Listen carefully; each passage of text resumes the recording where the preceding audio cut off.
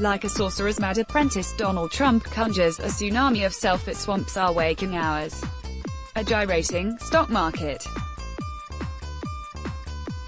A spasmodically enveloping trade war. A fresh round of cruelties toward asylum seekers. An imperious tweet ordering businesses to boycott China. An ever-escalating assertion of new presidential prerogatives. So completely does Trump's feral inner landscape permeate our collective consciousness that his presidency feels like the empowerment of mass psychosis. How did this happen? From a historical perspective, it's the work of a century and more. The growth of presidential power escaped the founders' intended framework long ago. In that sense, Donald Trump's contempt for constitutional constraints proceeds from the executive expansionism that marks America's modern history. What makes this president uniquely dangerous is that his romance of unchecked authority serves the personal pathology of an unstable would-be autocrat. Too late, we see the peril to democracy of licensing any president to exceed his writ. The framers sought to prevent this. In theory, Article 1 reposes primacy in Congress, granting it the power to craft budgets, confirm or reject key executive appointments, override presidential vetoes, and even remove the chief executive. James Madison assumed that, in Republican government, the legislative authority necessarily predominates. Emblematically, he emphasized that because the executive is the branch of power most interested in war, and most prone to it, the Constitution has accordingly vested the question of war in the legislature. By design, the charter of the president in Article 2 was sparing, chiefly to command the armed forces and sign or veto legislation. Having shucked off King George so recently, the framers shrank from creating a quasi-monarch. Time passes, the world encroaches. Social contexts change, and so do concepts of governance. Since the beginning of the 20th century, executive power has slipped its original constitutional moorings. This happened most dramatically in the exercise of military power. Lacking Congress's power to declare war, presidents started waging war without declaring it in the name of national security. Such undeclared conflicts helped shape our post-World War II history: Korea, the Bay of Pigs, Vietnam, Grenada, Panama, Bosnia, Afghanistan, Iraq. Some followed elastic congressional authorization, others did not. Since 9/11, one sole authorization has been the springboard for military operations throughout the Middle East, but the presidential absorption of congressional prerogatives transcends armed conflict. Over a century ago, Theodore Roosevelt argued that presidents could do anything not explicitly barred by law or the Constitution. Here, it is important to distinguish between an expansion of federal power through congressional action, for example, the civil rights laws of 1960s, and the burgeoning assertion of executive authority unimpeded by Congress or the courts. It is one thing to argue that the Commerce Clause warrants expansive federal legislation, it's another to suggest that a president is inherently entitled to define his own powers. Instances of such unilateral executive action include, at least arguably, FDR's internment camps for Japanese Americans, Richard Nixon's wage and price controls, George W.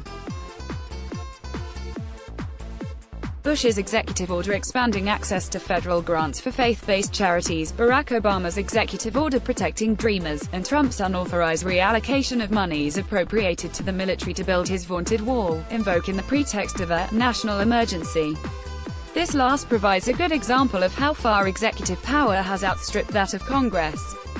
The 1976 National Emergencies Act was intended to address this imbalance by requiring the president to spell out his reasons for declaring a national emergency and, after 6 months, empowering Congress to terminate the declaration. But despite the declaration of 58 national emergencies, Congress has acted at once.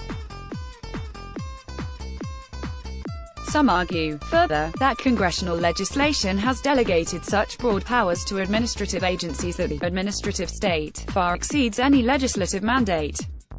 But one sea change is abundantly clear: increasingly Congress has abdicated its constitutional role. In our current polarized politics, a key component of this derogation is sheer cowardice.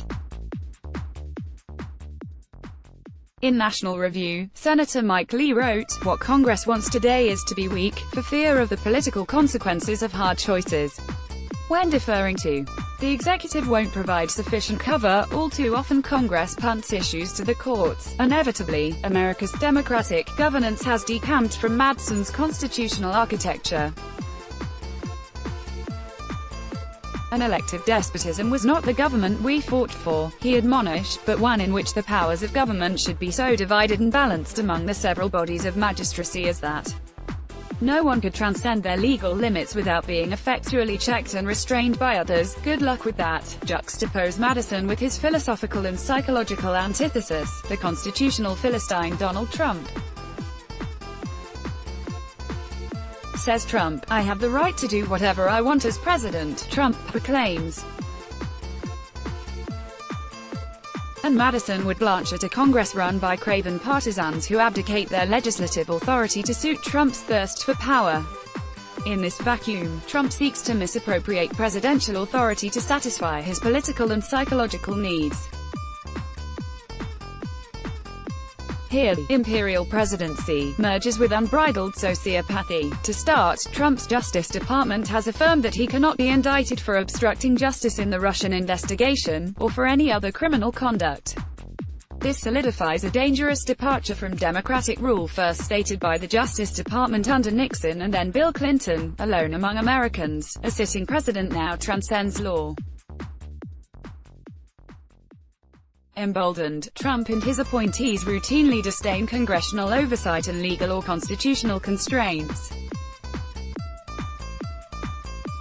In The Atlantic, Donald Ayre summarizes Trump's arrogation of power, witness his assertion of the right to flout all congressional subpoenas, his continuing refusal to disclose his tax returns, notwithstanding Congress's statutory right to secure them, his specific actions to bar congressional testimony by government officials, and his personal attacks on judges who dare subject the acts of the administration judicial review. More blatant yet are his recent assertion of a right to accept dirt on political opponents from foreign governments, and his declaration of a national emergency, when he himself said he did not need to do this, he just preferred to do it much faster. What distinguishes Trump from his ambitious predecessors is captured by his contemplation of a self-pardon, the expansion of presidential power to serve purely personal ends. Writes David Graham in The Atlantic, that is why Trump's approach to executive powers is so strange.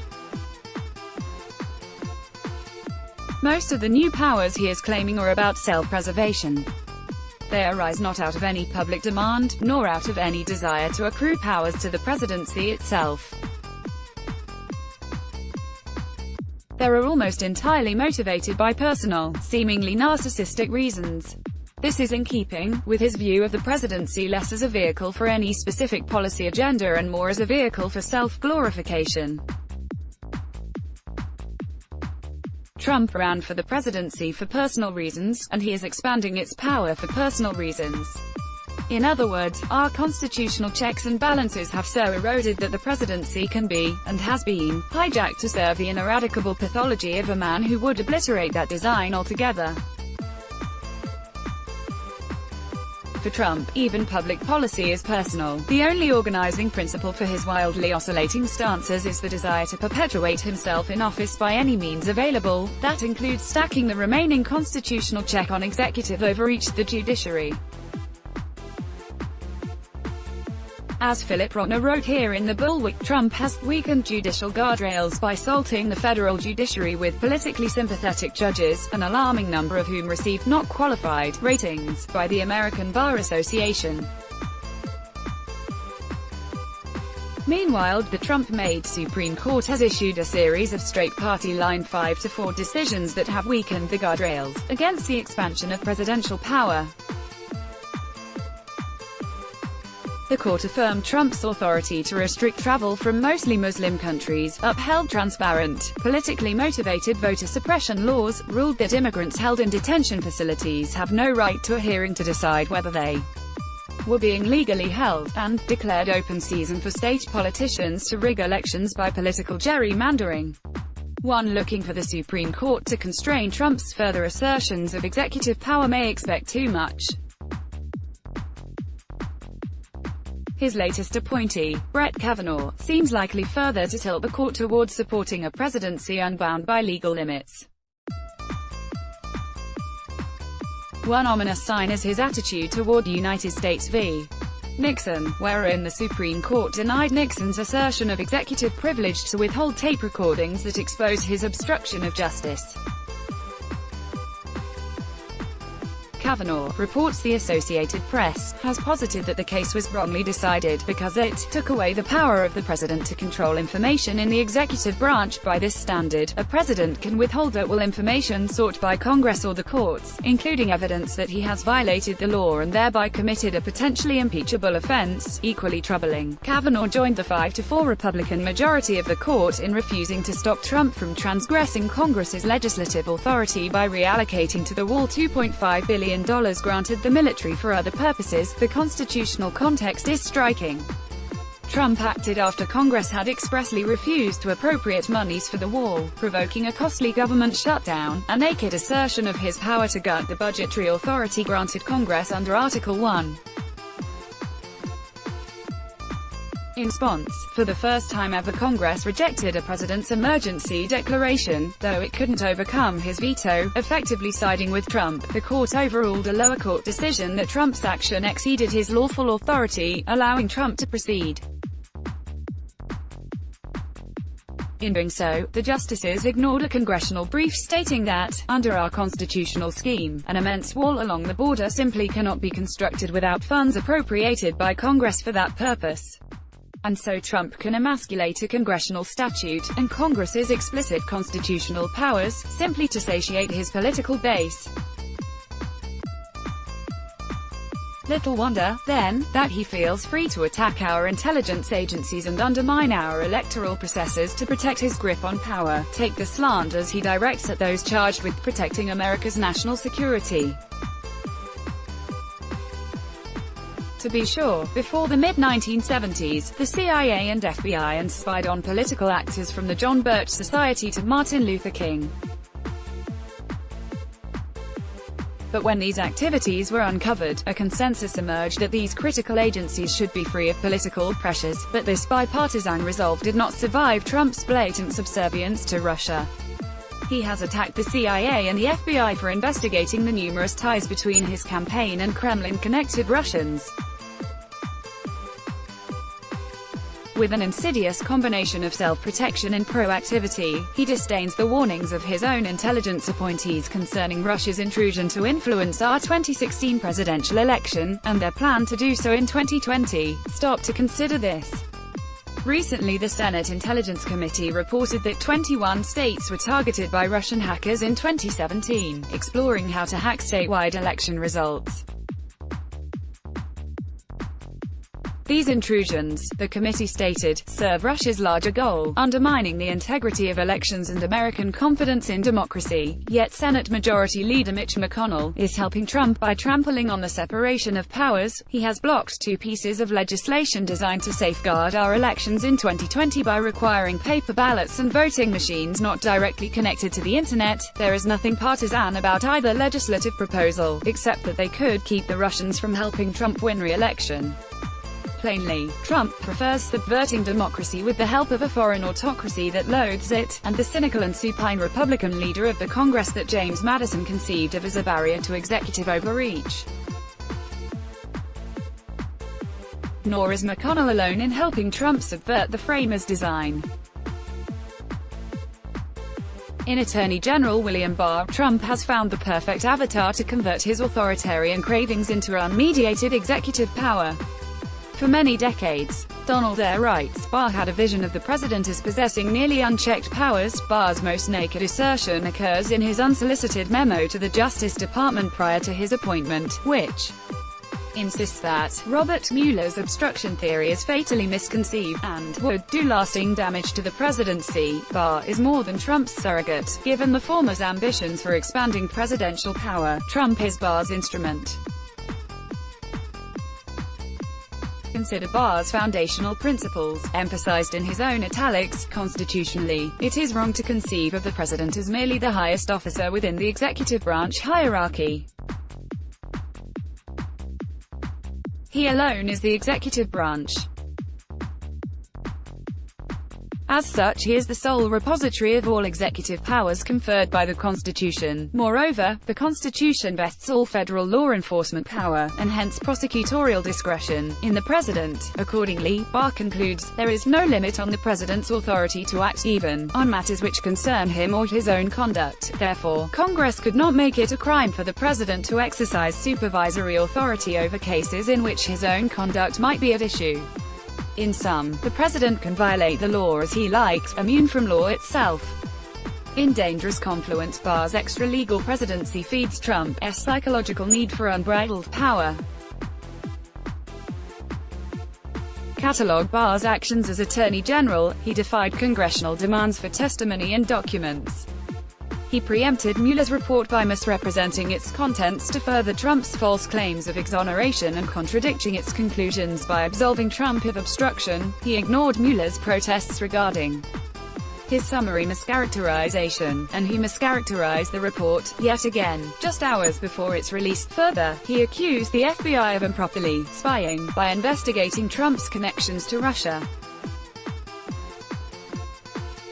He sanctioned an obvious lie to the Supreme Court to further Trump's efforts to include a citizenship question in the census.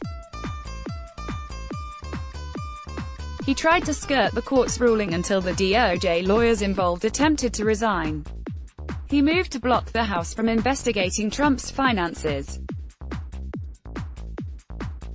He refused to prosecute Secretary of Commerce Wilbur Ross, and himself, pursuant to contempt citations for refusing to comply with congressional subpoenas. An attorney general in a functioning democracy does not rend the rule of law. Given that, one must assume that Barr will quash any investigation or prosecution which concerns, or even displeases, Trump himself, including Russia's efforts to re-elect this derelict and disloyal president. As this misappropriation of executive power proceeds apace, so does the degradation of our democracy. Our president is a morally debased authoritarian in waiting who shreds legal and constitutional constraints. His party's representatives in Congress have abandoned their constitutional duty to curb him. Its partisan Supreme Court majority may well emulate this fatal abdication. As the institutions of democracy fail, so does the popular understanding of what democracy is, and the means or will to uphold it. Any student of history has seen this trajectory before, and knows too well where it ends. Before it's too late, enough. Let's block ads. Why?